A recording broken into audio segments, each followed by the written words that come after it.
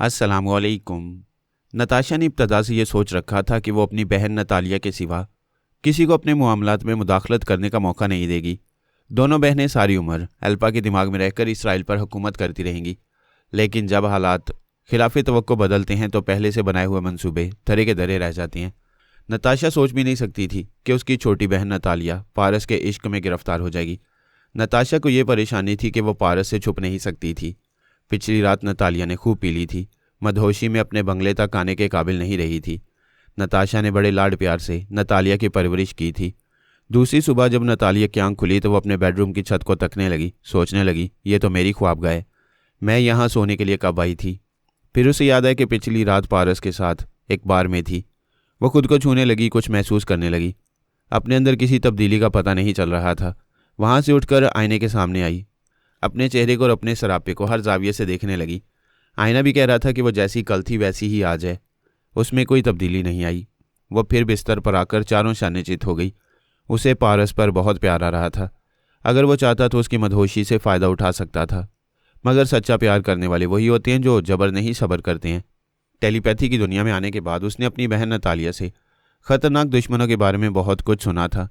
इन खतरनाक दुश्मनों में पारस का जिक्र भी होता था। उसके बारे में कहा जाता था कि वो हथियारों से नहीं लड़ता, या तो सोनिया से सीखी हुई मक्कारियों से शिकस्त देता है, या फिर अपनी खूब रूई से और आशिकाना अंदाज से दिल में घर करता है, फिर उस घर को खाक में मिला देता है। इसके बाद उसे इश्क करने वाली लड़कियां सर पकड़कर रोती रह जाती हैं। नतालिया के साथ ऐसा नहीं हुआ। वह धड़कते हुए सीने पर हाथ रखे उसे तसव्वुर में देख रही थी और खुश हो रही थी कि पारस के खिलाफ जो इल्ज़ामात थे वो गलत साबित हुए थे। वो उसके बारे में सोचती रही और मुस्कुराती रही। ऐसे ही वक्त नताशा आ गई। उसे देखते ही वो बिस्तर पर बैठ गई, फिर बोली, मॉर्निंग सिस्टर, मैं अभी तुम्हारे पास आने वाली थी मगर ना आ सकी। वो तुम्हारा पीछा नहीं छोड़ रहा होगा, अभी तुम्हारे अंदर मौजूद होगा। तुम्हारा ख्याल गलत है, ना वो मेरे अंदर मौजूद है ना मैं अभी उसके पास गई हूँ।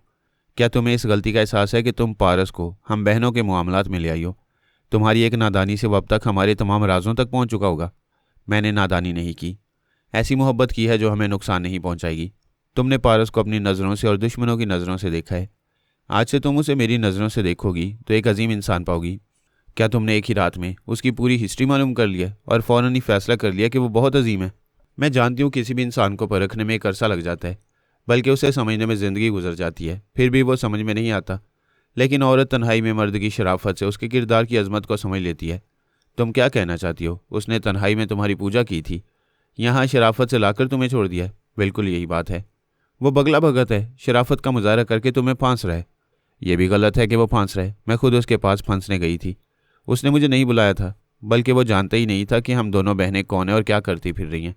अब तो वो हमारे एक एक राज जान चुका है। तुम्हें इस बात की परवाह नहीं है कि वो आइंदा तुम्हें कदम कदम पर नुकसान पहुंचाने वाला है। जब वो नुकसान पहुंचाए तो मुझे ज़रूर बताना। अभी कुछ हुआ नहीं है और तुम शोर मचा रही हो। प्लीज़ मुझे तन्हा छोड़ दो, मैं बाथरूम जा रही हूँ। नताशा ने जाते हुए कहा, ठीक है, जल्दी तैयार होकर आओ, मैं नाश्ते की मेज़ पर इंतज़ार करूँगी। वो चली गई। नतालिया ने पारस के पास आकर कहा, सुबह बखैर। वो बोला, दोपहर बखैर। घड़ी देखो, तुम घोड़े बेचकर सोती रही हो। तुम्हें दिल देकर इत्मीनान से सोती रही कि अब मुझे कोई नहीं चुराएगा। अभी तो तुम मेरी चीज़ हो। तुम्हें चुराने का इरादा करने वाले जहन्नुम में पहुँच जाया करेंगे। जब मैंने टेलीपैथी का इल्म सीखा और मेरे पास नादीदा बनाने वाली गोलियाँ आ गईं तो मैंने समझा कि अब मैं हर तरह महफूज हूँ। फिर ये देखा कि इन चीज़ों की मौजूदगी के बावजूद दुश्मन हावी हो जाते हैं, लेकिन मुझ जैसी लड़की अपने मर्द के साए में रहे तो कोई उसे नुकसान पहुंचाने की जरूरत नहीं करता। तुम मेरी मोहब्बत में ऐसा समझती हो और दुरुस्त समझती हो, मैं कभी तुम पर आंच नहीं आने दूंगा। मुझे अपने जालिम मुहाफिज और महबूब पर एतमाद है। तुम्हारी सिस्टर कभी एतमाद नहीं करेंगी। मैं कभी कोई नुकसान नहीं पहुँचाऊँगा, फिर भी वो मुझ पर शुबा करती रहेंगी। कब तक करेंगी? रफ्ता रफ्ता उन्हें तुम्हारे खलूस, नेक नियति और हमारी मोहब्बत का यकीन आ जाएगा। उनकी बात छोड़ो, हम अपनी बातें करें। तुम्हें मेरी शरारतों से दिलचस्पी है। पहले मैंने जानवरों को नादीदा बनाया, तुम्हें बड़ा मज़ा आया। शहर के तमाम लोग परेशान हो गए थे। वो खुश होकर बोली, मैंने कई औरतों को खौफज़दा होकर इधर उधर भागते देखा था। उन्हें अपने करीब जानवरों की आवाज़ें सुनाई देती थी और वो समझती थी कि जानवर उन्हें सींग मारने आ रहे हैं। मुझे बड़ा मज़ा आ रहा था। और बच्चों को नादीदा बनाते वक्त तो तुम भी मेरी शरारतों में शरीक थी। हाँ, बच्चों ने भी खूब तमाशा किया था। अब बताओ हम कौन सी शरारत करेंगे? इस बार बड़े मज़े की शरारत है। क्या तुम गुस्ल वगैरह से फारिग हो गई हो? अभी बाथरूम जाऊंगी, फिर 1 घंटे में फ़्रेश हो जाऊंगी। इत्मीनान से फ़्रेश होकर इस तरह नादीदा बनकर आओ कि तुम्हारी सिस्टर को पता न चले। मैं नहीं चाहता कि हमारे दरमियान कोई तीसरा हो। मैं बड़ी चालाकी से चुप कराऊंगी। अच्छा, अब जाती हूँ। वह दिमागी तौर पर हाजिर होकर वार्डरोब के पास आई। उसे खोलकर लिबास का इंतखाब करने लगी। वो अपने महबूब की निगाहों में खूब से खूबतर नजर आना चाहती थी। नताशा ने आकर पूछा, तुम अभी तक बाथरूम नहीं गई? मैं अभी जा रही हूँ। तुम देर तक सोती रहीं और ये भूल गई कि आज हमारे हाकिम आला की शादी है। बहरहाल शादी तो हो गई, लेकिन रात को डिनर पार्टी है। एल्पा भी वहाँ जाएगी। हमें उसके अंदर मौजूद रहना चाहिए। डिनर रात को होगा, अभी कई घंटे बाकी हैं। ऐसे वक्त मेरी ट्रेनिंग याद रखो। पहले से यह समझने की कोशिश किया करो। अभी तुम्हें अपने तौर पर समझना चाहिए कि आज रात कितने मुखालफिन वहाँ भेस बदल कर या नादीदा बनकर आ सकती हैं। उनके मकासद क्या हो सकती हैं और तुम ऐसे छुप कर आने वालों का सुराग कैसे लगा सकती हो? वो बाथरूम में जाते हुए बोली। मैं इन तमाम मामलात पर गौर करूंगी। देवी, जॉन कॉलिन और मेजर टी हंटर ने अपने तमाम ज़रा इस्तेमाल करके पारस का सुराग लगाने की हर मुमकिन कोशिश की, लेकिन उसकी खुफिया रिहाइश का इल्म नहीं हो सका। वो परेशान थे। उसने नादीदा बच्चों के जरिए उनके आलाकार अफसरों को हलाक कराया था। आइंदा भी ना जाने क्या करने वाला था। जान भी लेते तो उसका कुछ नहीं बिगाड़ सकते थे। उन्होंने पारस को ख़त्म करने या वहाँ से भगा देने के जो दावे किए थे वो गलत हो रहे थे। उनकी समझ में नहीं आ रहा था कि उस जिन को बोतल में कैसे बंद किया जाए। देवी, जॉन कॉलिन और मेजर टी हंटर जब एक दूसरे से रब्ता करना चाहते तो मुश्तरका अलाकार के दिमाग में आ जाते। वो तीनों फिर उसके पास आकर तशवीश का इजहार करने लगे। एक ने कहा, वो अजीब तरह की हरकतें कर रहे। उसके इक़दामात ऐसे हैं जैसे बच्चों का खेल हो, लेकिन हम जानते हैं कि वो क़यामत की चालें चल रहा है। उसने हमारे तमाम दावे गलत कर दिए हैं। यहूदी अकाबरीन कह रहे हैं कि हम महज डींगे मारती हैं। हम सिर्फ ढोल की तरह बजते हैं और अंदर से खोखले रहते हैं। देवी ने कहा, वो कमबख्त ऐसी ही चालें चलता है जैसे मुखालफिन बच्चे हों। मगर देख लो, बचकाना हरकतों से हमें जलील कर रहे। अगर हमने उसके आइंदा किसी चाल से पहले कोई चाल ना चली तो फिर यहाँ के अकाबरीन हम पर एतमाद नहीं करेंगे। उसके खिलाफ उसी वक्त चालें चली जा सकती हैं जब उसका कुछ पता ठिकाना मालूम हो। सामने टारगेट ना हो तो निशाना किस पर लगाएं? बड़ी मुश्किल है। उसकी कोई कमज़ोरी भी हम नहीं जानते, वरना उसकी किसी कमज़ोरी से खेला जाता तो वो मजबूर होकर हमारे सामने ज़रूर आता। आज एक हाकिम आला की शादी हुई है, बड़ी ज़बरदस्त डिनर पार्टी है। मेरा ख्याल है वो वहाँ कुछ गड़बड़ कर सकता है।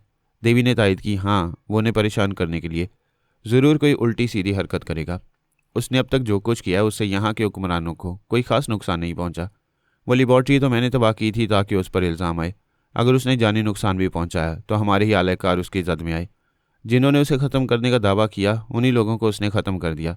जॉन कॉली ने कहा, अब तो एक ही बुनियादी बात है कि किसी भी तदबीर से उसे ज़ाहिर होने पर मजबूर किया जाए। हाँ, वो दिखाई देगा या उसकी खुफिया रिहाइश का पता चलेगा, तभी हम कुछ कर पाएंगे। देवी ने कहा, मैं अभी जा रही हूँ।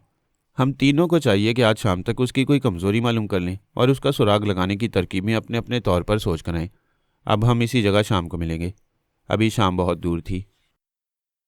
उस आला हाकिम की शादी दिन के 11 बजे हुई थी। वो 40 बरस का था।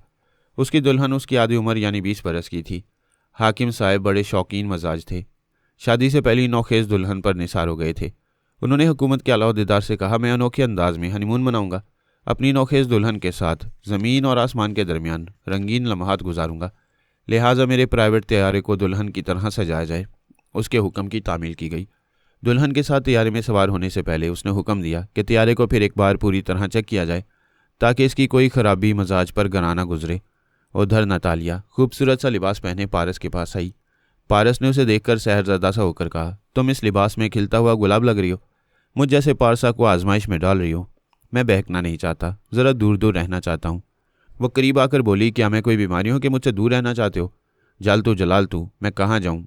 तुम्हें शरारतें करने में मज़ा आता है, लिहाजा अभी हम शरारत करने जाएंगे। हम कहाँ जाएंगे? तुम्हें तो पता होगा कि आज इस मुल्क के आला हाकिम ने शादी की है। हाँ, मैं जानता हूँ, मगर हमें उनकी शादी से क्या लेना है? वो भी तैयारे में परवाज़ करते हुए हनीमून मनाने वाले। ये तो हनीमून मनाने का फैंटास्टिक तरीका है। आखिर वो तैयारे में हनीमून मनाते हुए कहाँ तक जाएंगे? यहाँ के मगरबी साल पर, और समुंदर पर वो तैयारा उस वक्त तक परवाज़ करता रहेगा जब तक कि आला हाकिम उसे रनवे पर उतारने का हुक्म नहीं देगा। जब तक वो तैयारा परवाज़ करता रहेगा, साहिल पर बैंड बाजे बजते रहेंगे और नाच गाना होता रहेगा।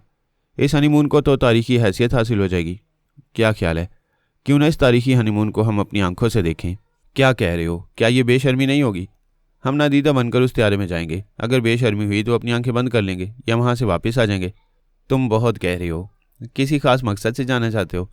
मेरे 2 मकासद हैं। एक अभी बता रहा हूँ, दूसरा तैयारे में पहुँचने के बाद बताऊँगा। अच्छा, वो एक मकसद क्या है? उस तैयारे में हाकिम आला के 2 नादीदा मुसल्लह मुहाफिज होंगे। मैं यहाँ के हुकाम और फ़ौज के आला अफसरान को बताना चाहता हूँ कि वो अपने साथ नादीदा मुहाफिज रख कर और ज़मीन व आसमान के दरमियान मौलिक रहकर भी महफूज नहीं रह सकते। यानी तुम हनीमून के रंग में भंग डालोगे। तुम मेरी शरारतों से लुत्फ़ अंदोज़ होती हो, चलो बाकी बातें तैयारी में होंगी। वह फ्लाइंग कैप्सूल के जरिए परवाज़ करते हुए उस तैयारे में पहुँच गए। दुल्हा दुल्हन पहले ही पहुँचे हुए थे। तैयारी का दरवाज़ा बंद कर दिया गया। फिर वो रनवे पर दौड़ते हुए परवाज़ करने लगा तो साहिल पर खड़े हुए फ़ौजी हवाई फायरिंग करने लगे। बैंड बाजे बजने लगे और नाच गानों का शोर उभरने लगा। उस तैयारे में सवार होने से पहले आला हाकिम की तबीयत कुछ बिगड़ रही थी। वह अजीब तरह की बेचैनी महसूस करता रहा। जब तैयारा फिजा में मुतवाज़िन हो गया तो दुल्हा दुल्हन सीट बेल्ट खोलकर आरामदेह बिस्तर पर आ गए। नौखेज़ दुल्हन शर्माने लगी। हाकिम आला ने उसके चेहरे को छूकर कहा, ए बहना, तुम कितनी हसीन लग रही हो। दुल्हन ने एकदम से चौंक कर उसे देखा, फिर हैरानी से पूछा, क्या तुम मुझे सिस्टर कह रहे हो? अगर तुम मर्द होती तो बरादर कहता, मगर तुम मुझे बरादर न कहना, क्योंकि मैं अब वो नहीं रहा बल्कि वो हो गया हूँ। वो क्या? मैं परेशान हो रही हूँ। प्लीज़ साफ साफ बोलो, मगर सिस्टर ना बोलो। क्यों ना बोलूँ? मैं तुम्हारे जैसी हो गई हूँ। तो क्या मुझसे जल रही हो? अगर इस त्यारे की परवाज़ से पहले ऐसी हो जाती तो शहर से अपना दूल्हा ले आती। दुल्हन उछल कर खड़ी हो गई। बिस्तर से उतरकर चीखते हुए बोली, क्या पागल हो गए हो या वाकई जिन्स बदल गई है? बदल गई है। अब हम बहनें बनकर ज़िंदगी गुजारेंगे। नतालिया और पारस नादीदा बने हुए ये तमाशा देख रहे थे। नतालिया ने पारस से पूछा, ये तब्दील कैसे हो गया? औरतों की तरह क्यों बोल रहा है? मैंने इसकी जिन्स बदल दी है। क्या वाकई? इसे अचानक कैसे बदल दिया? मेरे पास ऐसा जादू मंत्र है जिसके ज़रिए मैं मुर्गे को मुर्गी बना देता हूँ। तुम्हें शरारतें पसंद हैं? अब बताओ कि ये नई शरारत कैसी लग रही है? मैं क्या बताऊँ, कितना मज़ा आ रहा है। सच बताओ, इसे तुमने ऐसा बनाया है? तुम्हारी मौजूदगी में जब दूसरी बार किसी को तब्दील करूंगा तो तुम्हें यकीन आ जाएगा। अभी तमाशा देखो। वह दुल्हन इतनी देर में बुरी तरह घबरा गई। ऐसा हनीमून तो ना किसी ने देखा ना सुना होगा। इतने एहतमाम से और इतनी शान शौकत से दुल्हा बनकर आने वाला दुल्हन की बहन बन रहा था। वो परेशान होकर पायलट कैबिन का दरवाज़ा पीटने लगी। चीख चीख कर कहने लगी, मुझे यहाँ से निकालो। हमारे आला हाकिम का दिमाग चल गया है। मुझे डर लग रहा है। मुझे यहाँ से निकालो, प्लीज़ दरवाज़ा खोलो। उसकी चीखों पुकार सुनकर दो नादीदा मुहाफिज नमूदार हो गए। उनमें से एक ने अदब से कहा, हम पायलट कैबिन में थे, आपकी आवाज़ सुनकर आए हैं। प्रॉब्लम क्या है? हमारे साला हाकिम की पटरी बदल गई है। ये औरतों की तरह बोल रहा है और औरतों जैसी हरकतें कर रहा है। आला हाकिम ने हाथ नचाकर कहा, अरे कमबख्त, ये मेरा नया स्टाइल देखकर क्यों जल भुन रही है? यहाँ तेरा दुल्हा नहीं आया तो क्या हुआ? मैं फ़ोन करके अभी अपना दुल्हा मंगवा लूँगी। उसने दोनों कद्देआवर बॉडीगार्ड से पूछा, तुम में से किसी की शादी नहीं हुई है? वो दोनों घबरा कर पीछे हट गए। एक ने जल्दी से कहा, मेरी तो हो गई है। दूसरे ने कहा, मैं यहाँ से जाते ही कर लूँगा।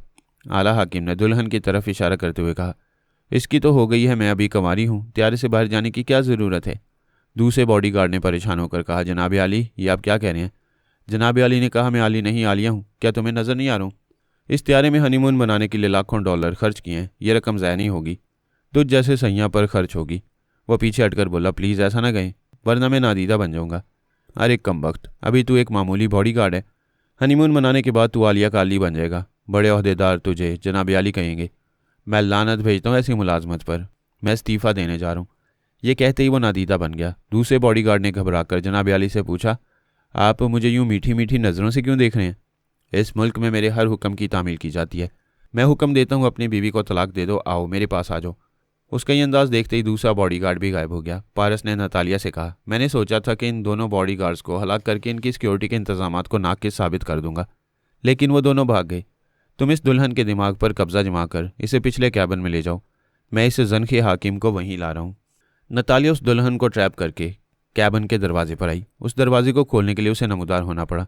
ऐसे ही वक्त वो दोनों गार्ड्स भी नमूदार हो गए। एक ने नतालिया की गर्दन पर हाथ मारा। उसकी दाढ़ में दबी हुई गोली मुंह से निकलकर बाहर गिर पड़ी। दोनों ने रिवॉल्वर निकालकर उसकी कनपट्टी पर रखते हुए कहा, कोई चालाकी ना दिखाना, फ़ौरन बताओ तुम कौन हो। दूसरे ने कहा, मालूम होता है ये अकेली नहीं है, इसके साथ जो भी है वो हमारे सामने आ जाए, वरना हम इसे अभी गोली मार देंगे। पारस बड़ी आराम से एक गार्ड के अंदर पहुंच चुका था। उसके दिमाग पर पूरी तरह कब्जा जमाते ही उसने नतालिया की कनपट्टी से रिवॉल्वर हटाकर अपने साथी मुसल्ला गार्ड को गोली मार दी। वो गोली खाते ही ठंडा हो गया। रिवॉल्वर पर साइलेंसर लगा हुआ था, इसलिए फायर की आवाज़ पायलट कैबिन तक नहीं गई। नतालिया ने हैरानी से उस गार्ड को देखा। गार्ड ने कहा, प्यारी नतालिया, मैं पारस हूँ। तुम पारस हो तो नमूदार क्यों नहीं हो रहे? मैं तो तुम्हारे सामने हूँ। गार्ड ने उसे पकड़कर अपनी तरफ खींचा। नतालिया ने उसे एक जोर का थप्पड़ मारा। वो बोला, मुझे एक लड़की ने थप्पड़ मारा है, मुझे शर्म से मर जाना चाहिए। ये कहते ही उसने अपनी कनपट्टी से रिवॉल्वर लगाकर ट्रैगर दबा दिया। नतालिया के कदमों में गिरकर मर गया। पारस ने नमूदार होकर पूछा, कैसी रही? वो बोली, ये ड्रामा करने की क्या ज़रूरत थी? ये मरना नहीं चाहता था, तुम्हारे थप्पड़ ने इसे शर्म से मरने पर मजबूर कर दिया। तुम बहुत शरीर और ड्रामेबाज हो, तुम्हारा एक मकसद पूरा हो गया, तुमने यहाँ की सिक्योरिटी को नाकारा बना दिया। वो दूसरा मकसद क्या है? पारस ने दोनों लाशों को खींचकर पिछले कैबिन में पहुंचाते हुए कहा, मैं अभी बताता हूँ। इन दोनों गार्ड्स की शामत आई थी, ये मेरे ही हाथों मरना चाहते थे, इसलिए नादीदा होकर यहाँ से नहीं गए। शायद तैयारे से बाहर जाने के लिए इनके पास फ्लाइंग कैप्सूल नहीं है। वह दुल्हन सहमी हुई थी। पारस ने कहा, अगर तुम इस कैबिन में खामोशी से कैद रहोगी तो तुम्हें जिंदा सलामत ज़मीन पर पहुंचा दिया जाएगा। वह दो लाशें देख रही थी, खामोशी से कैबिन में चली गई। आला हाकिम एक तरफ सहमा हुआ बैठा था।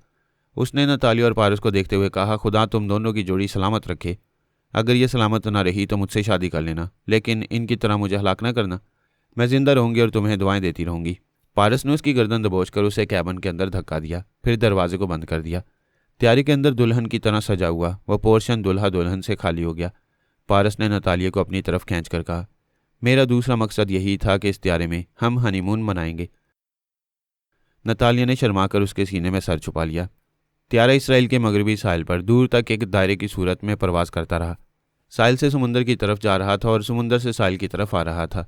साहिल पर बैंड बाजे जोरों शोर से बज रहे थे, जगह जगह रक्स हो रहा था। शादी के गीत गाए जा रहे थे। रेडियो और टेलीविजन के जरिए एक नए तर्ज का अनोखा हनीमून मनाने की मुबारकबाद दी जा रही थी। लेकिन लाखों डॉलर खर्च करने के बावजूद मुसरतें उन्हें नहीं मिल रही थीं जिनके नसीब में थी। वह तैयारा मुसलसल 2 घंटे तक परवाज करते रहने के बाद रनवे पर उतर गया। हुकूमत के आला अहदेदारों और फौज के आला अफसरों ने उस त्यारे को चारों तरफ से घेर लिया। वह सब दुल्हा और दुल्हन को मुबारकबाद देने के लिए बेचैन थे।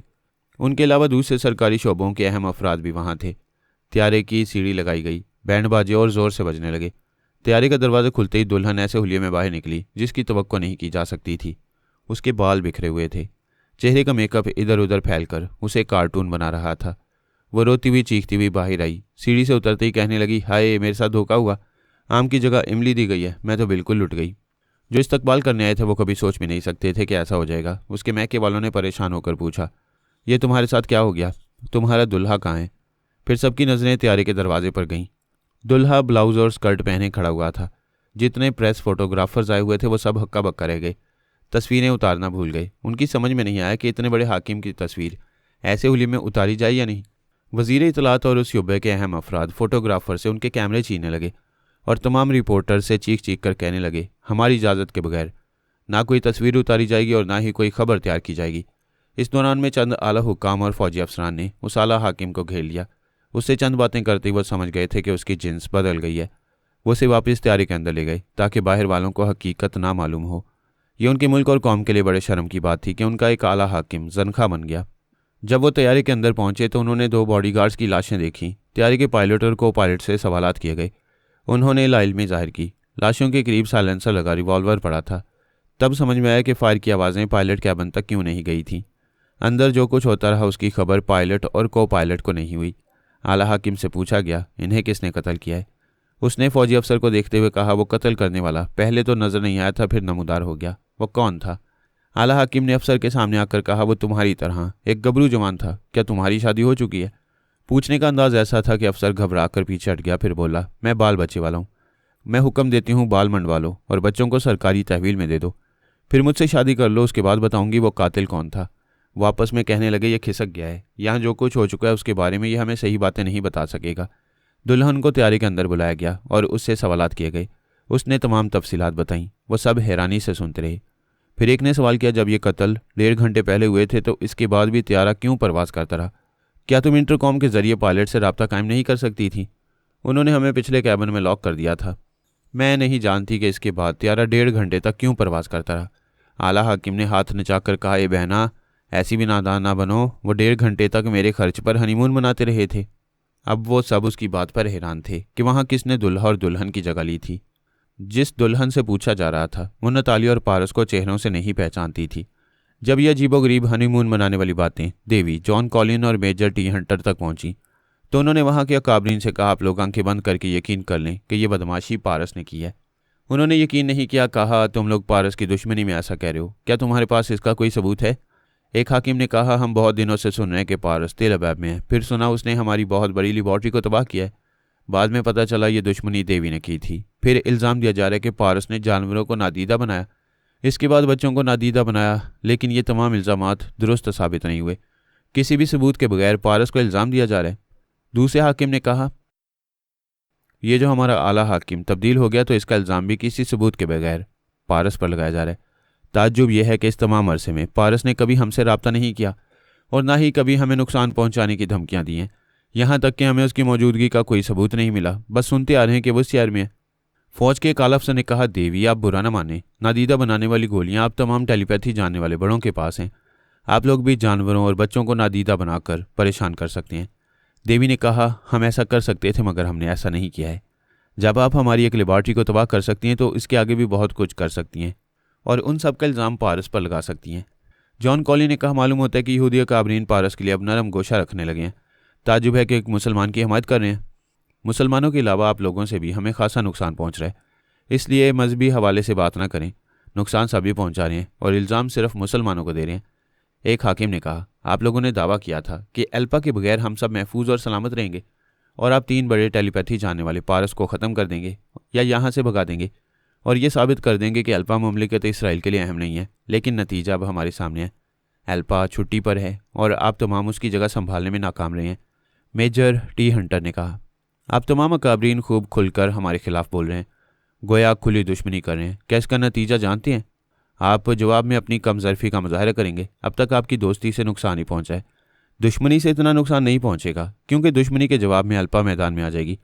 अचानक अल्पा की आवाज़ सुनाई दी, मैं ड्यूटी पर वापस आ गई हूँ। मैं 1 हफ्ते के लिए गई थी लेकिन 4 ही दिनों में आ गई हूँ, क्योंकि अपने मुल्क और कौम को मजीद नुकसान पहुँचते नहीं देख सकती। एक हाकिम ने कहा, मैडम अल्पा, आपने वापस आकर अपनी हुब्बुल वतनी का सबूत दिया है और यह भी साबित हो गया कि मुल्क को सिर्फ आप ही तहफ़्फ़ुज़ दे सकती हैं। ये जो गैर यहूदी दोस्ती का दावा करते हैं वो महज सब्ज़ बाग दिखाते हैं। अल्पा ने कहा, मेरी अकाबरीन से दरख्वास्त है कि आज रात एक हंगामी इजलास तलब किया जाए। उस इजलास में हम अपने अहम मुल्की मामलात पर गुफ्तगू करेंगे और मैं आपको एक खुशखबरी सुनाऊंगी। फ़िलहाल मैं देवी, जॉन कॉलिन और मेजर टी हंटर से मुखातिब हूँ। ये तीनों हमारे मुल्क से दोस्ती करने की आड़ में अपना उल्लू सीधा करने की कोशिश करते रहे हैं, लेकिन अब नहीं कर सकेंगे। देवी ने तंज़ी अंदाज में पूछा, क्या तुम नए सिरे से सुपर लेडी बनकर आई हो? हमारे सामने की बिल्ली होकर हमसे म्याऊं कर रही हो? जॉन कॉलिन ने कहा, अल्पा, तुम 4 दिनों तक रूपोश नहीं, इसलिए हमने तुम्हें नज़रअंदाज किया। हमें धमकियां देने की हमाकत ना करो, वरना तुम्हारा नाखून बराबर मुल्क दुनिया के नक्शे से मिट जाएगा। अल्पा ने कहा, तुम्हें ऐसा करने में कुछ वक्त लगेगा और ऐसा वक्त तो तुम्हारे नसीब में नहीं है। अभी फ़ौरन ही अपने उन यहूदी अलाकारों के पास जाओ जिन्हें तनवीमी अमल के ज़रिए हमारे मुल्क के ख़िलाफ़ इस्तेमाल कर रहे थे। तुम्हारे तमाम अलाकारों की पटरियाँ बदल चुकी हैं, वो खुसरे बन चुके हैं। ये नहीं हो सकता। ऐसा भला कैसे हो सकता है? क्या तुमने अपने आला हाकिम की जिन्स तब्दील की है? मैं तुम्हारे सवाल का जवाब देना ज़रूरी नहीं समझती। अब मैं देवी से कहती हूँ कि अपने आलाकारों के पास जाए। उसके तमाम आलाकार भी देवियाँ बन चुके हैं। ये सुनते ही देवी और जॉन कॉलिन वहाँ से चले गए। अल्पा ने कहा, मेजर टी हंटर, अभी तुम टेलीपैथी की दुनिया में नए हो।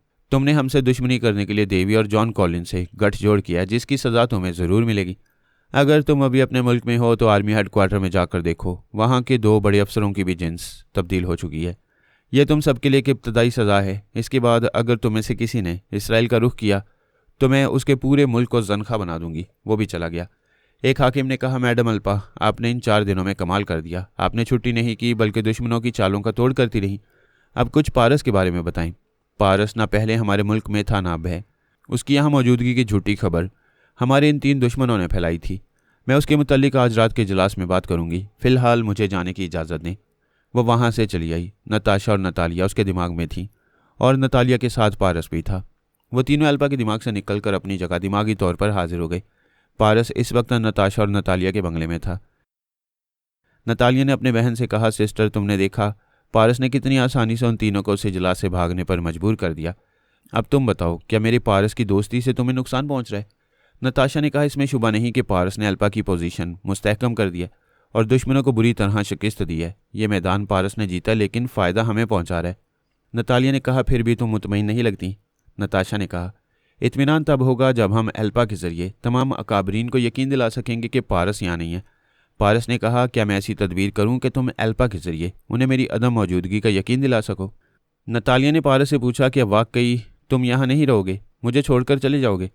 तुम छोड़ने वाली चीज़ नहीं हो। मैं यहाँ चंद दिन और रहूँगा, सिर्फ चंद दिन। मजबूरी है, मेरी दूसरी मसरूफियात भी हैं। मैं तुम्हें नहीं जाने दूंगी। मैं जाऊंगा, मगर जब बुलाओगी आ जाऊंगा, नताशा ने बहन से कहा। तुम अपनी ही बातें किए जा रही हो, मुझे काम की बातें करने दो। हाँ तो पारस, तुम मुझे कौन सी तदबीर बता रहे थे? वो नताशा को समझाने लगा।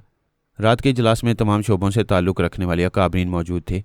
वो सब ये जानने के लिए बेचैन थे कि अल्पा ने तनहा 3 बड़े दुश्मनों को किस तरह शर्मिंदा किया है और उनके आला हाकिम की जिन्स किस तरह तब्दील हो गई है। इजलास का आगाज़ होते ही आला हाकिम ने सवाल किया, मैडम अल्पा, क्या तुम छुट्टियों के दौरान में भी मसरूफ़ रही थी? और क्या वाकई पारस हमारे मुल्क में नहीं है? मैं पहले भी कह चुकी हूँ, पारस न यहाँ है और ना कभी आया था। उसकी आमद की झूठी खबर दुश्मनों ने फैलाई थी। वो चाहते थे कि मुझे मुसलमानों का हमायती साबित करके आप सबकी नज़रों से गिरा दें। तुम मुमलिकत इसराइल का सबसे अहम सतून हो, हम तुम्हें कभी नज़रों से गिरने नहीं देंगे। वो बोली, खुदा ने मुझे फिर से इज्जत दी है। वो तीनों दुश्मन आर्जी तौर पर चले गए हैं, लेकिन नए दुश्मन पैदा हो गए हैं। रूस के सुरागरसानों ने दरे पर्दा टेलीपैथी कलम सीखा है। जब उनके मुल्क में मंकी फ़ौज थी तब उन्होंने उन बंदरों से नादीदा गोलियां और कैप्सूल हासिल किए और यूं तमाम मतलूबा कुव्वतें और सलाहियतें हासिल करके वो टेलीपैथी की दुनिया में आए हैं। एक ने कहा, यह तो हमारे लिए बड़ी तशवीश की बात है। आप फिक्र न करें, मैं इन 4 दिनों में ऐसे एक रूसी सुरागरसां को यहाँ से भागने पर मजबूर करती रही हूँ। उसका नाम क्रिस्टोविस्की है। वो टेलीपैथी जानता है। उसके पास नादीदा बनाने वाली गोलियाँ, फ्लाइंग कैप्सूल और ब्रेन गार्ड वगैरह हैं। एक ने पूछा, वो हमारे मुल्क क्यों आया? आया था, अब नहीं है, मैंने भगाया है। तमाम अकाबरीन तालियां बजाने लगे। एल्पा ने कहा, हम अंदर से कमज़ोर हों तो दुश्मन हमारी कमज़ोरियों से फ़ायदा उठाते हैं। क्रिस्टोविस्की ने देखा कि देवी, जॉन कॉलिन और मेजर टी हंटर ने मेरे मुल्क में मेरी पोजीशन कमज़ोर कर दी है और इसराइली अकाबरीन को अपना मामूल बनाकर यहाँ अपना इक़्तिदार हासिल करना चाहती हैं, तो वो भी बहती गंगा में हाथ धोने यहाँ आ गया। जानवरों और बच्चों को नादीदा किसने बनाया था? उसी क्रिस्टोविस्की ने ऐसी हरकतें की थीं। अमेरिका ने खुफिया तौर से हार्मोन्स के इंजेक्शन तैयार किए हैं। क्रिस्टोविस्की ने बड़ी हेरा फेरी से वो इंजेक्शन हासिल किए हैं। वो हमारे मुल्क में अपना पलड़ा भारी रखना चाहता है। हमें धमकी देना चाहता है कि वो आइंदा तमाम अकाबरीन की जिन्स तब्दील कर देगा। इसलिए उसने नमूने के तौर पर पहले हमारे आला हाकिम की जिन्स तब्दील की, लेकिन वो आइंदा ऐसा नहीं कर सकेगा। ये तुम यकीन से कैसे कह सकती हो? मैं 2 घंटे पहले अचानक उसके खुफिया अड्डे पर पहुंच गई थी। मुकाबले के दौरान वो हार्मोन्स के इंजेक्शनों का एक पैकेट छोड़कर भाग गया। ब्रेन आदम ने अपनी जगह से उठकर अपना एक हाथ बुलंद किया। उसके हाथ में वो पैकेट आ गया। उसने कहा, ये एल्पा का कारनामा है। इसने दुश्मन से यह पैकेट छीन लिया है। अब ये इंजेक्शन हमारी लेबॉर्ट्री में जाएगा। हमारे काबिल और तजुर्बाकार केमिस्ट और डॉक्टर इसका तज्जिया करके इस इंजेक्शन का बुनियादी फार्मूला मालूम करेंगे और ऐसे इंजेक्शन ज़्यादा से ज़्यादा तैयार करेंगे। बेशक एल्पा ने बहुत बड़ी कामयाबी हासिल की है, लेकिन क्रिस्टोविस्की नए मंसूबों के साथ वापस आ सकता है। एल्पा ने कहा, अब वो आएगा तो उसे वार्निंग दी जाएगी कि हमारे पास भी इंजेक्शनों का ज़खीरा है। हम उन रूसी अकाबरीन की भी जिन्स तब्दील कर सकते हैं। तमाम हाजरीन खुश होकर तालियां बजाने लगे। एल्पा को उसकी कामयाबी पर मुबारकबाद देने लगे। देवी, जॉन कॉलिन और मेजर टी हंटर वहाँ नादीदा बने हुए खामोशी से तमाम बातें सुन रहे थे। अचानक जॉन कॉलिन चंद सेकंड के लिए नमदार हुआ। फिर ब्रेन आदम के हाथ से इंजेक्शनों का पैकेट छीनकर नादीदा हो गया। यक बयक तालियां बंद हो गईं। जॉन कॉलिन ने कहकर लगाते हुए कहा, एल्पा, हमसे टकराने का नतीजा देख लो। तुम्हारी एक बहुत बड़ी कामयाबी अब नाकामी में बदल गई। इन इंजेक्शंस के बगैर तुम क्रिस्टोविस्की को यहाँ दोबारा आने से नहीं रोक सकोगी। अलबत्ता मैं उसे भी रोकूंगा और तुम्हारे भी कदम यहाँ से उखाड़ूंगा। देवी ने तारीफ की, वाह मिस्टर कॉलिन, तुमने अचानक बाजी पलटकर कमाल कर दिया है। एल्पा से कहो कि वो इस इजलास में नादीदा ना रहे, यहाँ नमूदार हो जाए। वो इनकार करे तो यहाँ की चंद काबरीन की जिन्स तब्दील कर दी जाए। मेजर टी हंटर ने कहा, एल्पा, पर्दे से बाहर आ जाओ वरना तुम्हारे काबरीन को पर्दे वालियाँ बना दिया जाएगा। एक हाकिम ने ब्रेन आदम से कहा, मिस्टर आदम, यह आपने क्या किया? वह बहुत अहम इंजेक्शन थे, उन्हें इजलास में लाने की क्या ज़रूरत थी? और अगर ले आए थे तो उस पैकेट को छुपा कर रखना चाहिए था। ब्रेन आदम ने कहा, उसे छुपाए रखता तो कैसे मालूम होता कि देवी, जॉन कॉलिन और टी हंटर छुपकर इजलास की कार्रवाई देखने आए हैं और हमसे दुश्मनी करके कमजरफी दिखाने वाले हैं। आप हजरात इत्मीनान रखें, ये हमारा कुछ नहीं बिगाड़ सकेंगे। जॉन कॉलिन ने पूछा, तुम ये कहना चाहते हो क्या हम इन इंजेक्शनों से फ़ायदा नहीं उठा सकेंगे? मुझे ब्रेन आदम कहा जाता है और मेरी खोपड़ी में गैर मामूली ब्रेन है। मैंने वो तमाम इंजेक्शनें खुफिया लेबॉर्ट्री में पहले ही पहुंचा दी हैं। ये खाली पैकेट दुश्मनों के लिए लाया था ताकि वो देखते ही इसे हासिल करने के लिए खुद को जाहिर कर दें, और उन्होंने यही किया है। बेहतर है वो घर जाने से पहले इस पैकेट को खोल कर देख लें।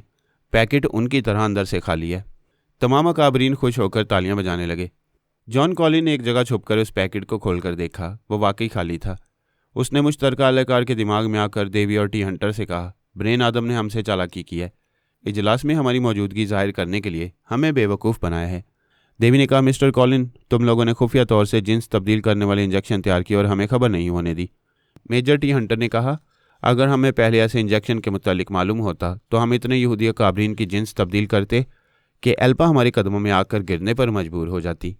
जॉन कॉलिन ने कहा, वो इंजेक्शन बहुत ज़ूद असर है, 24 घंटे में जिन्स तब्दील हो जाती है, इसलिए हमारे माहिरीन उसमें कुछ तब्दीलियां कर रहे हैं। जब तक खातिर ख्वाह तब्दीली ना हो हम वो इंजेक्शन दूसरों पर इस्तेमाल नहीं करेंगे, लेकिन हम इन यहूदियों पर इस्तेमाल कर सकते हैं, जैसा कि क्रिस्टोविस्की ने किया है। लेकिन तुमने दुश्मन को मौका दिया और हमें दोस्त बनाकर हमसे हार्मोन्स के इंजेक्शन छुपाए, ये तो कोई दोस्ती ना हुई। जॉन कॉली ने कहा, हमने सिर्फ एल्पा के खिलाफ मुश्तरका मुहाज कायम किया है, ऐसी कोई दोस्ती नहीं की है कि एक दूसरे को अपने मुल्क के अहम राज बता दिए जाएं। मुझे ख्वामखा इल्ज़ाम देकर आपस में तलखियाँ पैदा ना करो। देवी ने कहा, बेहतर है हम ऐसी बातों से परहेज़ करें और इस पहलू पर गौर करें कि एल्पा ने इस इजलास में अपने अकाबरीन से सफ़ेद झूठ कहा था कि पारस तेल अवैब में मौजूद नहीं है, और अब तक जो मुखालफान इकदाम किए गए हैं वो पारस ने नहीं, क्रिस्टोविस्की ने किया है। हाँ, उसने यहूदी अकाबरीन को पारस की अदम मौजूदगी का पूरा यकीन दिला दिया है। इसका मतलब है कि दरे पर्दा पारस और एल्पा में गहरी दोस्ती है। देवी ने कहा, एल्पा में इतना दमखम नहीं है कि वो हमारे मुकाबले में कामयाब हो जाती। उसने पारस के ताउन से कामयाबी हासिल की है और यहूदी काबरीन का एतमाद हासिल किया है। हमारा अंदाज़ा है कि आइंदा पारस एल्पा के साथ रहकर एक हुक्मरान की तरह यहूदियों पर हुकूमत करता रहेगा, और जब तक उन दोनों की आपस में बनती रहेगी हम उन पर हमले करने में शायद इसी तरह नाकाम होते रहेंगे। देवी ने कहा, मिस्टर कॉलिन के पास ज़बरदस्त हथियार है। यहाँ हार्मोन्स के इंजेक्शनों के ज़रिए इसराइली हुकाम और फ़ौज के आला अफसरान को दहशत ज़दा करके उन्हें अंडर प्रेशर रखा जा सकता है। जॉन कॉलिन ने कहा, सॉरी, पारस एल्पा का साथ दे रहा है तो मैं उसके खिलाफ वो इंजेक्शन इस्तेमाल नहीं कर सकूंगा, क्योंकि मैडम सोनिया पहले ही हमारे अकाबरीन के खिलाफ ऐसे इंजेक्शन इस्तेमाल कर चुकी हैं। अगर मैं यहाँ पारस के मुकाबले में यह खामोश हथियार इस्तेमाल करूँगा तो सोनिया मेरे मुल्क में क़यामत बर्पा कर देगी। देवी ने कहा, ठीक है, तुम्हें ऐसा नहीं करना चाहिए, लेकिन मैं ऐसा करूँगी तो सोनिया और पारस मेरा कुछ नहीं बिगाड़ सकेंगे। ये ना भूलो कि वो तुम्हारे भारतीय बाशिंदों की जिन्स तब्दील कर सकती हैं। जब वह ऐसा करेंगे तो मैं तुम लोगों के ताउन से अपने देश के लोगों की हिफाजत करूँगी। अभी हम तीनों के लिए यह शर्म की बात है कि हम एक एल्पा को शिकस्त ना दे सके। हम उसकी जगह छीनकर इसराइल पर हुकूमत करना चाहते थे, लेकिन वो जगह पारस ने बड़ी मक्कारी से ले लिया। जॉन कॉलिन बोला, मुझे इस शिकस्त पर शर्मिंदगी भी और गुस्सा भी आ रहा है।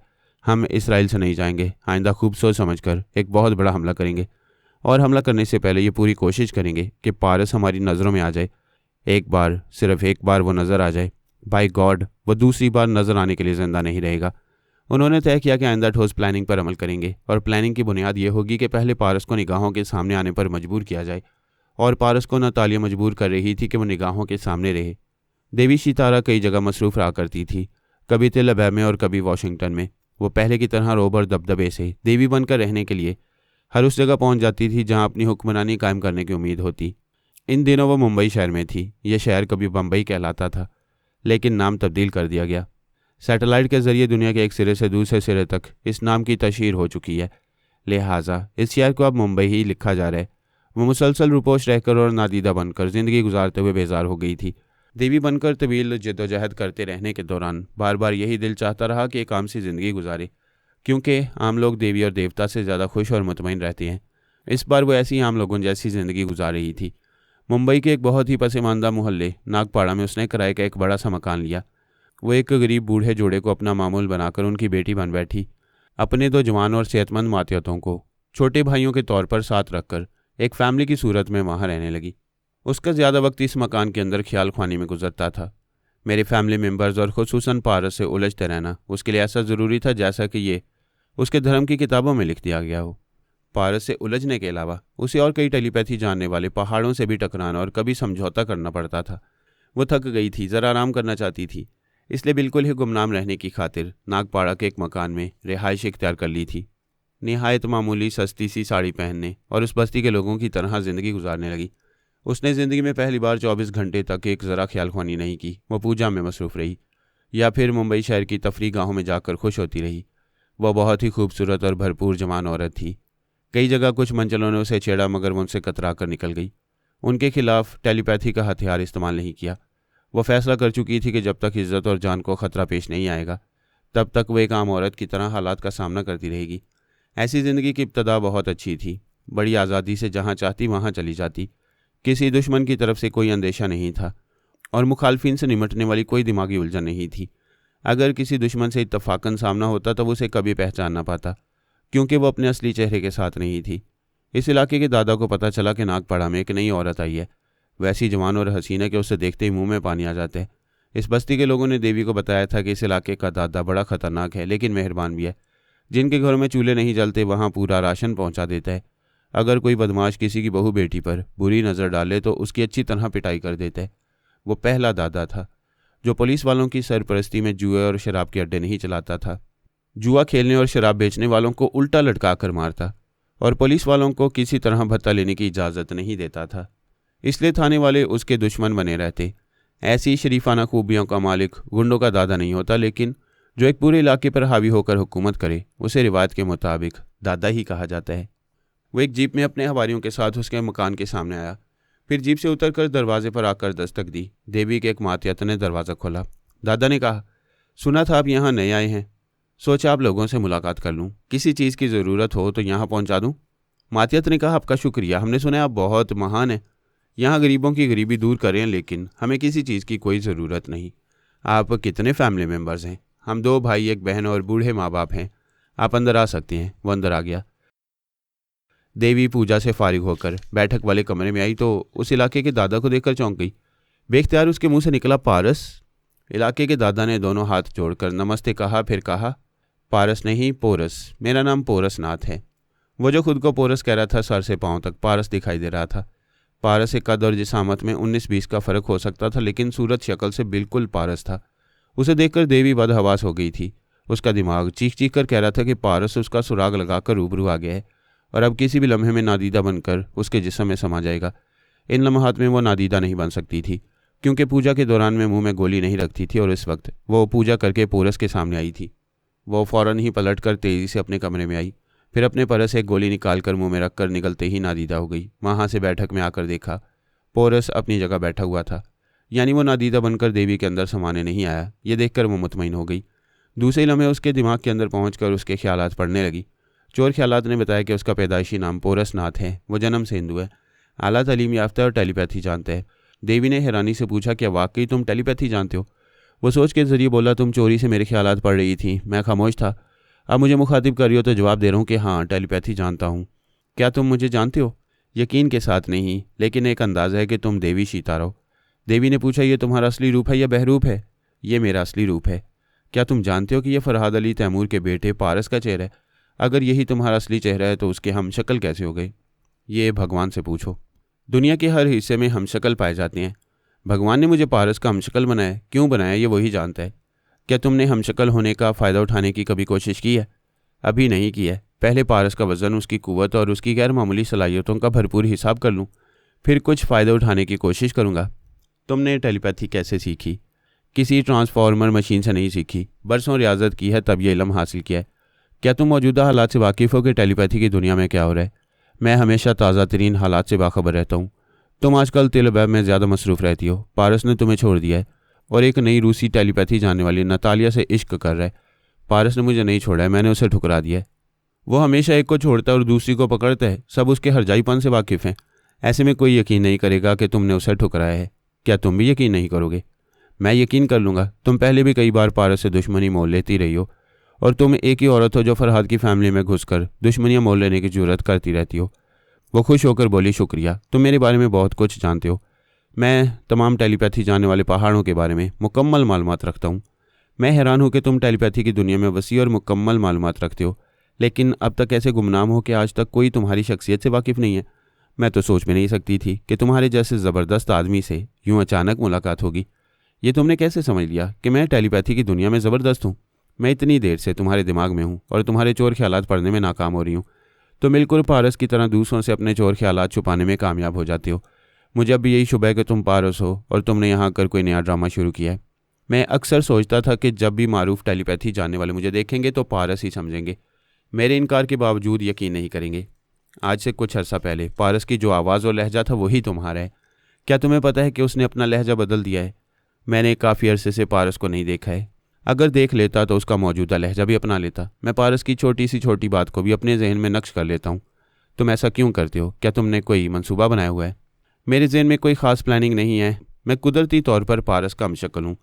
फिर भगवान ने मुझे ऐसी जहानत और कुव्वत इरादी दी है कि मैंने अपनी मेहनत से टेलीपैथी सीखी है और रफ्ता रफ्ता हर वो फ़न और हुनर सीखा है जो पारस को आता है। हाँ, मैं अंदाज़ा कर रही हूँ कि तुम कई एतबार से पारस हो, लेकिन तुम्हें पारस की जिंदा दिली नहीं देख रही हूँ। तुम अभी तक बहुत गहरे और संजीदा नजर आ रहे हो। मैं ऐसा जिंदा दिल हूँ कि पारस भी मेरी जिंदा दिली देखेगा तो हैरान रह जाएगा। तुम तालीम याफ्ता हो, गैर मामूली सलाहियतों के हामिल हो, तन्हा सारी दुनिया की दौलत समेट सकते हो, फिर इस छोटे से इलाके में गुंडों के दादा क्यों बनकर रहते हो? तुम भी टेलीपैथी की दुनिया पर छाई हो। फरहाद अली तैमूर के बाद तुम्हारा ही रोब और दबदबा है, फिर तुम एक गरीब और मामूली औरत की तरह यहाँ क्यों रहने आई हो? मैं थक गई हूँ तमाम टेलीपैथी जानने वालों से दूर रहकर कुछ अरसे तक एक आम सी पुरसुकून ज़िंदगी गुजारना चाहती हूँ। मैं इसीलिए यहाँ रहता हूँ कि कोई मेरी सलाहियतों को समझ ना पाए। दरअसल हम जितनी दौलत और जितनी कुव्वतों का मुजाहरा करते हैं, अपने लिए उतने ही दुश्मन पैदा करते जाते हैं और आए दिन मुसाहिब को दावतें देते रहते हैं। तुमने अब तक टेलीपैथी की दुनिया में एक भरपूर ज़िंदगी गुजारी है और मैं तुम्हारी इस दुनिया से बाहर हूँ। मेरा और अपना मुआवजा करो। तुम परेशान हो कि इस जगह ही हो जहाँ मैं पहले से एक मुतमईन ज़िंदगी गुजार रहा हूँ। तुम अपने इस इरादे पर कायम रहोगी। तुम दुरुस्त कहते हो, मेरे पास सारी दुनिया की दौलत है मगर इत्मीनान नहीं। मैं कोशिश करूंगी कि तुम्हारी तरह एक पुरसुकून और मुतमईन ज़िंदगी गुजारूं। तुम अपने इरादे पर कायम रहोगी तो तुम्हें सुकून और इत्मीनान ज़रूर हासिल होगा। जब मैं इरादा करती हूँ तो बदलती नहीं हूँ। बाय द वे, क्या तुम्हारे पास नादीदा बनाने वाली गोलियाँ और फ्लाइंग कैप्सूल भी हैं? तुम दुरुस्त कहते हो, मेरे पास सारी दुनिया की दौलत है मगर इत्मीनान नहीं है। मैं कोशिश करूंगी कि तुम्हारी तरह एक पुरसुकून और मुतमईन ज़िंदगी गुजारूं। तुम अपने इस इरादे पर कायम रहोगी तो तुम्हें सुकून और इत्मीनान ज़रूर हासिल होगा। जब मैं इरादा करती हूँ तो बदलती नहीं हूँ। बाय द वे, क्या तुम्हारे पास नादीदा बनाने वाली गोलियाँ और फ्लाइंग कैप्सूल भी हैं? मेरे पास बहुत कुछ है, लेकिन बहुत जल्द ये नादीदा बनाने वाली गोलियाँ और कैप्सूल नाकारा हो जाएंगे। देवी ने हैरानी से पूछा, ये चीज़ें नाकारा कैसे हो जाएंगी? मैंने एक बहुत बड़े केमिस्ट और 70 साल तजुर्बात रखने वाले एक डॉक्टर की खिदमत हासिल की हैं और उसके ज़रिए एक ऐसी दवा तैयार कराई है जिसके ज़रिए गैर मामूली गोलियों और फ्लाइंग कैप्सूलों को नाकारा बनाया जा सकता है। तुम उन्हें नाकारा क्यों बनाना चाहते हो? जिस तरह गंद तेज़ी से फैलती है, उसी तरह ये गोलियां और कैप्सूल दुनिया के एक सिरे से दूसरे सिरे तक फैलते जा रहे हैं। ये चीज़ें एक मजाक बन गई हैं। तुम टेलीपैथी की दुनिया में नहीं रहते हो, फिर इन चीज़ों को नाकारा बनाकर क्या हासिल करना चाहते हो? मैं इतनी देर से गुफ्तगू कर रही हूँ मगर तुम्हारे अज़ाइम समझ में नहीं आ रहे हैं। मैं आज टेलीपैथी की दुनिया में नहीं हूँ, आइंदा किसी दिन भी कदम रख सकता हूँ। मेरा मशवरा है, तुम यहाँ इत्मीनान से रहना चाहती हो तो टेलीपैथी के सिलसिले में कोई बात ना करो। मैंने यही फैसला किया था कि ख्याल ख्वानी भी नहीं करूँगी, लेकिन तुम्हारी बातों ने मुझे बेचैन कर दिया है। मुझे तो ये सोचकर नींद नहीं आएगी कि तुम इन गोलियों और कैप्सूलों को नाकारा बनाने वाले हो। वैसे एक बात समझ में नहीं आई, ये चीज़ें जब बड़ी एहतियात से छुपा कर रखी जाएंगी तो उन्हें कैसे नाकारा बनाओगे? मैंने जो दवा तैयार कराई है उसे स्प्रे किया जाता है। अगर मैं थोड़ी सी दवा यहाँ स्प्रे करूँ तो इसका असर 100 मुरब्बा गज के इलाके में होगा। ये दवा हवा में तहलील होकर हर उस जगह पहुँचती है जहाँ हवा का गुजर होता है। अगर बोतलों में गोलियों और कैप्सूलों को बंद रखा जाए तो बंद करते वक्त बोतलों में भी हवा पहुँचती है। किसी आनी तिजोरी में भी हवा का गुजर होता है। मैं इन चीज़ों को ज़मीन में दफन करके रखूँगी। स्प्रे की हवाई दवा का असर ख़त्म होगा तो मैं उन्हें ज़मीन से निकालूंगी। मैं जो कह रहा हूँ उसे समझने के लिए माहौलियात और हवा के फंक्शन को समझना ज़रूरी है। पौधे हवा से ऑक्सीजन जज़ब करते हैं और कार्बन डाइऑक्साइड खारिज करते हैं। हवा इस तरह पौधों के ज़रिए ज़मीन में दाखिल हो जाती है। ये मखसूस दवा कार्बन डाइऑक्साइड का एक अहम जुज़ बन जाती है। जब तुम इन चीज़ों को ज़मीन के अंदर से निकालोगी तो वो पहले ही ज़ाया हो चुकी होंगी। देवी ने बड़ी लजाजत से कहा, प्लीज़ इस इलाके में स्प्रे ना करना। मैं चाहती हूँ स्प्रे करने वाली दवा के सिलसिले में हम एक ठोस मंसूबा बनाएं। क्या तुम मुझ पर एतमाद करोगे? एतमाद कर रहा हूँ, इसीलिए तुम्हें अपने दिमाग में जगह दे रहा हूँ। और मैंने भी तुम्हारे दिमाग को कोई नुकसान नहीं पहुँचा है। वो मुस्कुरा कर बोला, मैं तुम्हें इजाज़त देता हूँ, मेरे दिमाग में ज़लज़ला पैदा करो। मैं कभी ऐसा नहीं करूँगी। मुझे यकीन है तुमने भी पारस की तरह अपने दिमाग को फौलाद और अजूबा बनाया है। मुझे तुमसे मिलकर कितनी खुशी हो रही है मैं बयान नहीं कर सकती। तुम्हें मिलने की खुशी हो रही है मगर मुझसे नहीं मिल रही हो। मिलना तो दूर की बात है, तुम नज़र भी नहीं आ रही हो। वो दूसरे लम्हे उसके सामने नमूदार हो गई। दोनों हाथ जोड़कर नमस्ते कहा, फिर एक कुर्सी पर बैठ गई। यूं शर्माने लगी जैसे कुंवारी छोकरी हो, पहली बार किसी मर्द के सामने आई हो। वो बोला, मैं जानता हूँ तुम कभी किसी के रूबरू नहीं आती, किसी पर भरोसा नहीं करती हो। मुझे खुशी है कि मुझ पर एतमाद कर रही हो। मैं चाहती हूँ हम एक दूसरे पर भरपूर एतमाद करें और हर आजमाइशी मरहले में एक दूसरे के साथ रहें। मुझे एतराज़ नहीं है। तुम स्प्रे करने वाली दवा के बारे में कुछ कह रही थी। तुमने एक ज़बरदस्त दवा तैयार कराई है। हम इसके ज़रिए तमाम दुश्मन टेलीपैथी जानने वालों की नादीदा बनने वाली सलाहियत को ख़त्म कर सकती हैं। कोई भी हमारे मुकाबले पर आकर रूपोश नहीं रह सकेगा, हमारे सामने बेदस्तों पा हो जाएगा। ऐसे ख्यालात पहले मेरे दिमाग में आते रहते थे, अब मैंने ये सोचना छोड़ दिया है। मैं दूसरों के लिए वही सोचता हूँ जो अपने लिए चाहता हूँ। अगर मैं चाहूँगा कि वो नादीदा बनाने वाली गोलियाँ मेरे पास रहें तो दूसरों के लिए भी यही चाहूँगा कि उनके पास भी वही गोलियाँ रहें। दुश्मनी का पहला असूल यह है कि दुश्मनों से हथियार छीन लिए जाएं। क्या तुम उनसे हथियार नहीं छीनना चाहोगे? मैं छीनना चाहता हूँ, लेकिन जब उनकी गोलियाँ और कैप्सूल ज़ाया करूँगा तो अपनी गोलियों और कैप्सूलों को भी नाकारा बनाऊँगा। ये कौन सी दानिशमंदी है? तुम निहत्थे होकर उनसे मुकाबला करोगे। मैं क्यों मुकाबला करूँगा? मेरी किसी से दुश्मनी नहीं है, और अगर कभी कोई दुश्मन बनेगा तो मेरी तरह उन गोलियों से महरूम रहेगा। हम उन गोलियों के बगैर एक दूसरे से दुश्मनी का बुखार निकाल सकते हैं। इन लम्हात में देवी को उस पर बहुत गुस्सा आ रहा था। वो दिल ही दिल में उसे गालियाँ देने लगी। ये उसकी बदकिस्मती थी कि उसे दूसरा ज़बरदस्त पारस मिल रहा था, मगर वो भी पारस की तरह मनमानी करने वाला ज़िद्दी और सरफिरा था। देवी की समझ में नहीं आ रहा था कि उसे किस तरह अपने काबू में करे और अपनी बात मनवाए। उसकी अकल कह रही थी कि एक लम्हा भी ज़ाया किए बगैर अपनी गोलियों और कैप्सूलों के ज़ख़ीरे को दूसरे किसी इलाके में ले जाकर छुपा देना चाहिए। उसने सोचा ये अच्छा हुआ कि उसे स्प्रे करने वाली दवा के मनफी असरात का इल्म पहले से हो गया। उसने सोचा मैं अपने ज़ख़ीरे को महफूज कर लूँगी तो बाद में वो ज़ख़ीरा मुझे इस दुनिया की हुक्मरान देवी बना देगा।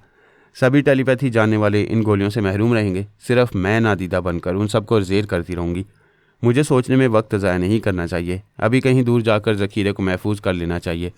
यह फैसला करते उसने गोली निकल ली। फिर मुस्कुराकर पारस के हमशक्ल पोरसनाथ को देखा। अब वो उसे नहीं देख सकता था। वो उसके सामने से उठकर जाने लगी। पोरस ने पूछा, कहाँ जा रही हो? उसने एकदम से चौंक कर पलट कर पोरस को देखा। फिर अपने बदन को छूकर सोचने लगी, क्या गोली निकलने के बाद भी नजर आ रही हूँ? पोरस ने कहा, तुम खुद को इस तरह छू रही हो जैसे बदन में दर्द हो रहा हो। बात समझ में आ गई कि गोली बेअसर हो गई है। वो चीख कर बोली, गोली निकलने के बाद भी मैं तुम्हें कैसे नजर आ रही हूँ? वो बोला, हम दोनों के पास गोलियों और कैप्सूलों के जितने ज़ख़ीरे हैं वो सब नाकार हो गए हैं। मैं अपने मातहत से कह कर आया था कि वह मखसूस दवा हमारे इलाके में स्प्रे कर दे। उसने यकीनन ऐसा किया है। नतीजा हमारे सामने है। वो गुस्से से पाँव पटक कर बोली, तुम पारस हो, तुमने मुझे धोखा दिया। अगर मैं धोखा देता तो अभी पारस होने का एतराफ़ कर लेता। भला कोई मेरा क्या बिगाड़ सकता है? लेकिन मेरा भगवान जानता है कि मैं पारस नहीं पोरसनाथ हूँ। तुम कैसे हिंदू हो, कैसे हिंदुस्तानी हो? तुम्हें अपने देश की हिफाजत के लिए उन गोलियों और कैप्सूलों की ज़रूरत है और तुमने वो सब कुछ ज़ाया कर दिया। हमारी तरह दूसरे भी इन चीज़ों से महरूम हो जाएंगे। कोई दुश्मन हमारे देश को नुकसान पहुँचाने के लिए नादीदा नहीं बन सकेगा। तुम अजीब अहमकाना अंदाज में ऐसा कर रहे हो। ये बात तुम्हारी समझ में क्यों नहीं आती कि जो हथियार हम दुश्मनों से छीन लेंगे उन हथियारों को हमारे पास मुस्तकिल रहना चाहिए। हथियारों के बगैर ना हम गालिब आ सकते हैं, ना दुश्मनों को कमतर बनाकर अपने देश से दूर रख सकते हैं। अपने देश की हिफाजत मेरी जिम्मेदारी है। मेरी भी तो जिम्मेदारी है। तुमने मेरा इतना बड़ा नुकसान किया, मैं इसे बर्दाश्त कर रही हूँ। तुमसे शिकायत नहीं कर रही हूँ। क्या मेरे इस दोस्ताना अंदाज को समझ रहे हो? समझ रहा हूँ। मेरे दिल में तुम्हारी इज्जत बढ़ गई है। तुम भी जवाबन दोस्ती का सबूत दो और मेरी बात मान लो। उन गोलियों और कैप्सूलों को सिर्फ हमारे पास रहने दो। बाकी दुनिया के जिस हिस्से में जिन लोगों के पास हैं उनके पास ना रहने दो। शीतारा, मेरी बात समझो। ये गोलियां ऐसे कमज़रफ़ लोगों के पास भी हैं जो नादीदा बनकर दूसरों की ख्वाबगाह में घुस जाती हैं। किसी शरीफजादी के गुस्ल करने का नज़ारा करने के लिए उसके बाथरूम में भी पहुंच जाती हैं। मैं शरीफजादियों को तमाशा बनने नहीं दूंगा, इसलिए इन चीज़ों को ज़ाया कर रहा हूँ। देवी ने इल्तिजा की, देखो हम दोनों मिलकर बहुत बड़ी ताकत बन सकते हैं। हमें अभी से एक दूसरे की बात मानना चाहिए। तुम मेरी सिर्फ एक बात मानो, ये गोलियां और कैप्सूल सिर्फ मेरे पास रहने दो। तुम मेरी एक बात कुछ अरसे के लिए मान लो। मैं जल्दी ये साबित कर दूंगा कि इन चीज़ों के बगैर भी हम दुश्मनों पर गालिब आते रहेंगे। अगर हमें खातिर ख्वाह कामयाबियाँ हासिल ना हुई तो आइंदा कामयाबियाँ हासिल करने के लिए ये गोलियां और कैप्सूल नहीं रहेंगे। उस वक्त क्या करोगे? मैं वादा करता हूँ उस वक्त तुम्हें वो गोलियां और कैप्सूल ला दूंगा। वो चौंक कर बोली, जब ये चीज़ें सारी दुनिया से नाबूद कर दोगे तो मुझे कहाँ से ला कर दोगे? तुम भूल रही हो कि इन गोलियों और कैप्सूलों के नुस्खे तो ज़ाया नहीं होंगे, वो तो कागजात में महफूज रहेंगे। मैं फिर ये चीज़ें तैयार कराऊंगा और अपनी गलती की तलाफ़ी के तौर पर वो सब कुछ तुम्हें दे दूंगा। इस तरह तो दूसरों के पास भी नुस्खे मौजूद रहेंगे, वो भी दोबारा ये चीज़ें तैयार कर सकेंगे। मैं इतना भी नादान नहीं हूँ। पूरी दुनिया में इन गोलियों और कैप्सूलों के नुस्खे सिर्फ मेरे पास रहेंगे। बाकी जिन लोगों ने जहाँ भी छुपा कर रखी है, मैं वहाँ पहुँच कर उन नुस्खों में कुछ तब्दीलियाँ कर दूंगा ताकि सही चीज़ें फिर कभी तैयार ना हो सकें। इतनी देर में तुम्हारी ये जहानत मुझे अच्छी लगी कि तुम अपना नुस्खा बचा कर रखोगे। मैं अब तक उलझी हुई थी कि तुम्हें अपने मुफादात के तहफ़्फ़ुज़ के लिए कैसे समझाऊँ। भगवान का शुक्र है कि एक बात तुम्हारी समझ में आ गई है। तुमने मुझसे दोस्ती की है, मैं तुम्हें मायूस नहीं करूँगा। वो बोली, हम बड़ी अहम चीज़ों से महरूम हो चुके हैं। अब हमें जल्द अज जल्द दूसरों को भी महरूम कर देना चाहिए। जिनके पास भी ऐसी चीज़ें हैं हम उन्हें पहली फ़ुर्सत में नाकारा बनाएंगे, और अभी फ़ुर्सत है। तुमसे मुलाकात नहीं हुई थी तभी से मैंने ये सोच लिया था कि मुझे इन चीज़ों को नाकारा बनाने वाली मुहिम पर आज ही रवाना हो जाना चाहिए, और मैं रवानगी की तैयारियां कर चुका हूँ। किसी वक्त भी यहाँ से चला जाऊँगा। क्या मुझे छोड़ कर जाओगे? जब तुमने साथ देने का वादा किया तो फिर हम साथ चलेंगे। लेकिन कैसे? हमारे पास फ्लाइंग कैप्सूल होते तो हम कम से कम वक्त में जहाँ चाहते वहाँ पहुँच जाते। इस मुहिम के लिए मैंने 3 अदद नादीदा बनाने वाली गोलियाँ और 3 कैप्सूल इस इलाके से दूर छुपा कर रखे हैं। तुम सफ़र की तैयारी करो, मैं अभी आऊँगा, फिर तुम्हें अपने साथ बांध कर हिल की एक कोठी में ले चलूँगा। वो कुर्सी से उठकर खड़ा हो गया। देवी उसे दरवाजे तक छोड़ने आई। फिर वो हवारियों के साथ जीप में बैठकर चला गया। उसने दरवाजे को अंदर से बंद कर लिया। उसके एक मातहत ने कहा, देवी जी, ये तो हमारा बड़ा नुकसान हुआ, हमारी तमाम गोलियां और कैप्सूल नाकार हो गए। दूसरे मातहत ने कहा, आप हमें नादीदा बना देती थीं, हम बड़ी आसानी से कोई सा भी काम कर गुजरते थे, अब वही काम मुश्किलों से हुआ करेगा। फिक्र न करो, मैं पोरस के साथ जा रही हूँ। मेरी कोशिश होगी कि जहाँ जाऊँ वहाँ की किसी लेबॉर्ट्री में पोरस से पहले पहुँच खासी तादाद में गोलियाँ और कैप्सूल हासिल कर लूँ और उन्हें किसी दूसरे इलाके में छुपा दूँ। मैं पोरस का एतमाद भी कायम रखूँगी और वो चीज़ें भी कहीं छुपा के रखूँगी। एक मातहत ने कहा, पोरस साहब ने अपने लिए 3 गोलियाँ और 3 कैप्सूल पहले से कहीं छुपा रखे हैं। ऐसी चीज़ों को यहाँ नाकारा बनाने से पहले आपसे भी कह सकते थे कि आप भी 2-4 गोलियाँ और कैप्सूल किसी दूसरी जगह ले जाएं। देवी ने कहा, हाँ, पोरस को भी मेरे तहफ़्फ़ुज़ के लिए ऐसा करना चाहिए था, मगर वो बहुत गहरा है। पारस की तरह कहता कुछ है, करता कुछ है। मैं देखूंगी कि इसमें कितनी गहराई है। फ़िलहाल मेरी पूरी कोशिश होगी कि मैं नादीदा बनाने वाली गोलियों से महरूम ना रहूं। अगर मैं महरूम रह गई तो ये ऊपर से शरीफ और अंदर से हरीफ बनकर रफ्ता रफ्ता मुझे अपना ताबेदार बना लेगा। देवी सितारा ने कभी किसी पर भरोसा करना सीखा ही नहीं था। अगर वो पारस पर एक महबूबा और एक बीवी की तरह भरपूर एतमाद करती तो आज मेरी एक बाइज़्ज़त और बावकार बहू कहलाती। उसे वो बर्तरी और इक़्तिदार सब कुछ मिल जाता जिसके लिए वो अब तक नाकाम जिद्दोजहद करती आ रही थी और अक्सर नाकामियों का मुंह देखती आ रही थी। और नाकामी की बुनियादी वजह उसकी खुद पसंदी और खुद परस्ती थी। अगर वो धर्म वाली ना होती तो अपना ही बुत बनाकर उसकी पूजा करती। ऐसी औरत कभी किसी मर्द के ताबे नहीं रहती। उसने पारस को हमेशा के लिए खो दिया था। अब अपनी खुद परस्ती के बायस वो शायद पोरस को भी खोने वाली थी। जॉन कॉलिन और अमरीकी अकाबरीन बेहद परेशान थे। उन्हें मालूम हो चुका था कि हार्मोन्स के इंजेक्शनों से भरा हुआ कार्टून सोनिया ले गई है और उसे ले जाने के बाद उसने 2-4 अकाबरीन की जीन्स तब्दील करके जिस तरह उन्हें तमाशा बनाया था उसको सरबराह कॉन्फ्रेंस में सब ने ही देखा था। जॉन कॉलिन और अमरीकी अकाबरीन को तमाम दुनिया वालों के सामने शर्मिंदा होना पड़ा। उन्होंने सोनिया से रब्ता किया, फिर कहा, मैडम, हमसे ऐसी क्या गलती हो गई थी कि दुनिया वालों के सामने आपने हमारे सर झुका दिए। सोनिया ने कहा, इस्लाम दुश्मनी तुम सबकी गुट्ठी में पड़ी हुई है। तुम हमसे दुश्मनी का कोई मौका हाथ से जाने नहीं देते। एक अरसे से जो दुश्मनियाँ करते रहे मैं उनका हिसाब नहीं करूँगी। तुम सब खुद ही हालिया दुश्मनी पर गौर करो। हमारी दुनिया में पहली बार मौम की मखलूक आई तो तुम लोगों के दिमाग में फ़ौरन ये बात आई कि उन हज़ारों बंदरों को इस्लामी ममालिक की तरफ धकेल दिया जाए। अगर हम मोहतात और बाखबर ना रहते तो अब तक तुम अपनी साजिशों में कामयाब हो जाते और इस्लामी ममालिक पर बंदरों की हुकूमत कायम कर देते। एक आला हाकिम ने कहा, बेशक हमने ऐसा किया था, लेकिन आपने भी उन बंदरों को हमारे लिए अजाब बना दिया था। तुम पर अजाब नाजिल होते हैं फिर भी तुम सबक हासिल नहीं करते। दूसरी बार तुम लोगों ने अपने नादीदा लोगों को साया बनाकर मेरे और फरहाद के अंदर पहुंचा दिया ताकि वो हमारे अंदरूनी राज मालूम करते रहें और हमें नुकसान पहुंचाते रहें। मैंने तुम लोगों को फिर एक बार सबक सिखाने के लिए मोमकी मास्टरों को तुम्हारे मुल्क में बुलाया था। तुम लोगों ने फिर अपनी गलती तस्लीम करके समझौता किया था और वादा किया था कि आइंदा हमसे दुश्मनी नहीं करोगे। इसके बावजूद ये हार्मोन्स के इंजेक्शन तुमने इस्लामी ममालिक के लिए तैयार कराए हैं। तुम गलत समझ रही हो या तुम्हें हमारे खिलाफ भड़काया गया है। हमने इंजेक्शन ऐसी लड़कियों के लिए तैयार कराए हैं जो सही परवरिश और तरबियत हासिल ना करने के बायस मुकम्मल औरत बन नहीं पाती। हमने जो नए इंजेक्शन तैयार किए हैं उनके ज़रिए अधूरी औरतें मुकम्मल हो जाया करेंगी। सोनिया ने कहा, इस इंजेक्शन को तैयार करने वाले डॉक्टर के चोर ख्यालात ने बताया है कि वो सिर्फ इस्लामी ममालिक के ख़िलाफ़ तैयार किए गए हैं। क्रिस्टोविस्की इन इंजेक्शनों को ईरान पहुंचाने वाला था। मैंने उसे रोक तो दिया, लेकिन कितने इंजेक्शनों को और कितने दुश्मनों को इस्लामी ममालिक तक पहुंचने से रोक सकूंगी। तुम लोगों ने मेरे लिए मसाइल पैदा कर दिए हैं। मैं उन मसाइल से निमट तो लूँगी, लेकिन तुम लोगों का सुकून गारत करती रहूँगी।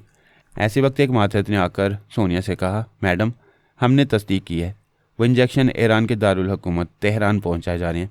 सोनिया ने अमरीकी अकाबरीन से कहा, अब ये बात कन्फर्म हो चुकी है, तुम्हारे तैयार कराए हुए शैतानी इंजेक्शन तेहरान पहुँचाए जा रहे हैं। मैं वहाँ जा रही हूँ। कोशिश करूँगी कि वह इंजेक्शन वहाँ किसी मुसलमान पर ना आजमाए जाएँ। अगर वहाँ एक मुसलमान की जिन्स तब्दील हुई तो समझ लो उस एक के बदले तुम्हारे 10 अमरीकियों को खुसरा बना दूंगी। अब तुम लोगों से कोई समझौता नहीं होगा। उसने उन अकाबरीन से रब्ता ख़त्म करके अपने मातहत से कहा, क्रिस्टोविस्की को बुलाओ। थोड़ी देर बाद क्रिस्टोविस्की ने सोनिया के दिमाग में आकर कहा, मैडम, मैं हूँ आपका खादिम क्रिस्टोविस्की। वो बोली, तुम खादिम बनकर पीठ में छुरा घोंप रहे हो। पहली बार तुमने वादा किया था कि मेरे मजाज के खिलाफ कोई काम नहीं करोगे और इंजेक्शनों का वो ज़ख़ीरा समुंदर में फेंक दोगे। मुझसे बड़ी सी बड़ी कसम ले लें, मैंने वो सब कुछ समुंदर में फेंक दिया। आपसे कोई बात छुपी नहीं रहती है। मैं दरे पर्दा कोई साजिश करूंगा तो जल्द या बदेर वो ज़ाहिर होगी और मेरी शामत आ जाएगी। नहीं मैडम, मैं आपसे दुश्मनी मोल लेने की ज़रूरत नहीं करूंगा। फिर वो दवाएं तेहरान कैसे पहुंच रही हैं? मैडम, ये मेरे लिए नई इत्तला है। जो दवाएं समुंदर की तह में पहुंच चुकी हैं वो तो निकाली नहीं गई होंगी। इंजेक्शनों की नई खीप कोई वहां ले गया है। कौन ले गया है? मैं समझ सकती हूँ। ये इंजेक्शन अभी तक अमरीकियों और रूसियों के पास हैं। तुम दोनों में से किसी एक की यह हमाकत है और यह हमाकत तुम सबको बड़ी महंगी पड़ने वाली है। मैं आपको कैसे यकीन दिलाऊं कि मैंने ऐसा नहीं किया है? तुम 6 रूसी सुराग रसानों की एक चंडाल चौकड़ी है।